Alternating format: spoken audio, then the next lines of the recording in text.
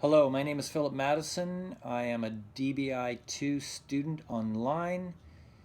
This is assignment 2 for course 1 on leadership. And the first question is on the fourfold ministry. Which one are you drawn to? Explain how and why. I am drawn to teacher pastor, probably more teacher than pastor. Why? Because I have a passion to teach people and share with people what I am learning as I study the Bible and as I am going through these courses in DBI 1, DHT, and DBI 2. I see so many people walking into churches spiritually limping and sitting and warming a pew and getting their ears tickled. And I want them to know the Bible. I want their minds renewed. I want them to know who they are in Christ, that they are a son or a daughter of God and a servant of man. And it is not being preached in very many churches. So this is something that is passionate of mine. I'm passionate about it. I am determined. And wherever given an opportunity to share with somebody, I will share with them. The other one is prophet. There have been times when I have had some prophetic words for people. Sometimes it has been edifying and encouraging, and sometimes it has been not so encouraging, maybe. Those ones have been difficult to share because I just didn't want to share them. But I did because I wanted to be obedient to the Lord in what I believe He was asking me to share. So I would share it in love, but in truth. And I didn't worry about how they would respond. I was more concerned about how I would share it. So the next question is, have you been given a vision or prophecy that rings true in your heart and you long to accomplish it? I have had prophetic words spoken over me a number of times in the past, but they have basically been general prophecies. Words of encouragement, words of edification. You're going to do great things for the Lord, which is all great things to hear, but nothing really specific, although I do want to do great things for the Lord. But that's more general than actually specific. Although there was something that happened to me a few weeks ago. I was sharing with an associate pastor that I've known for many years of a church that I used to go to.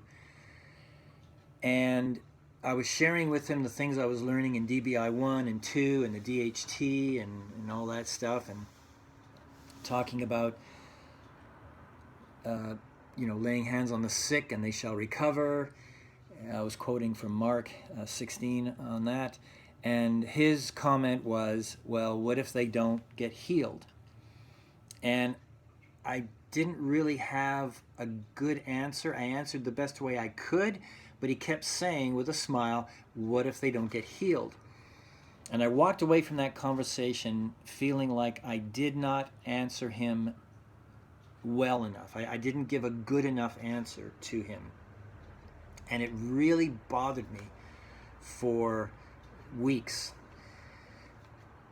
About a week ago, in the middle of the night, the Lord woke me up. And basically, I had a conversation with the Lord about that conversation and how it had bothered me. How would I answer somebody who asks that question? And the Lord speaking to me said basically, if you don't lay hands on the sick, you will have a 0% success rate. if you do lay hands on the sick, even if you have a 1% success rate, it's better than a 0% success rate.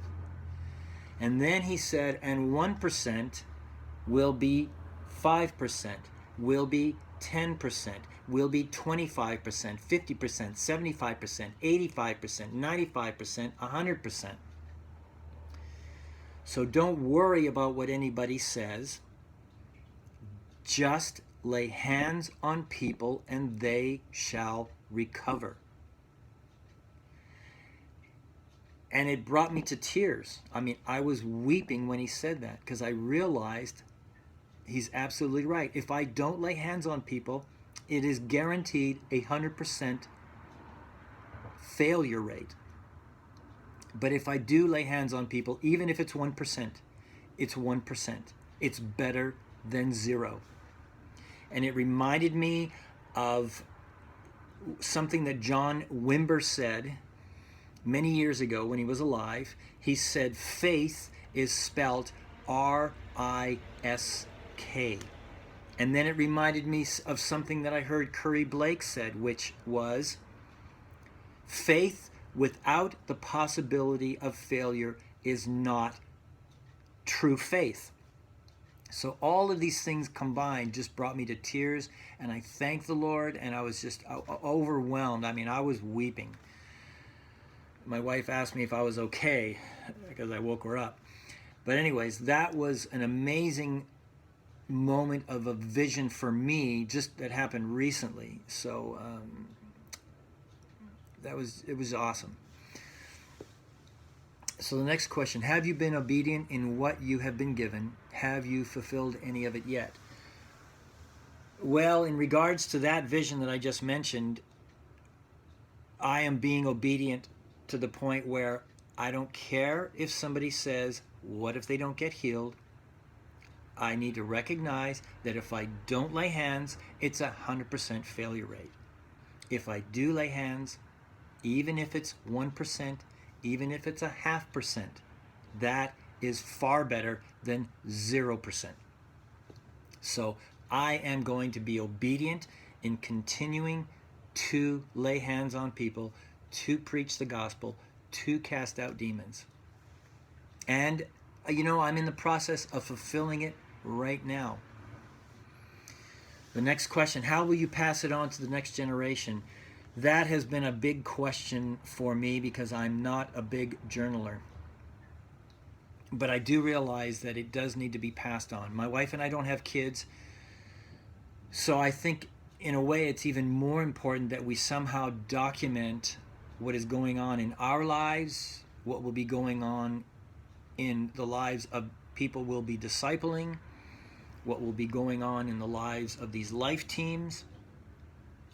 So I think it's important that we somehow document, whether it's by video, by photograph, by recording, by journaling. There's so many different ways now that you can document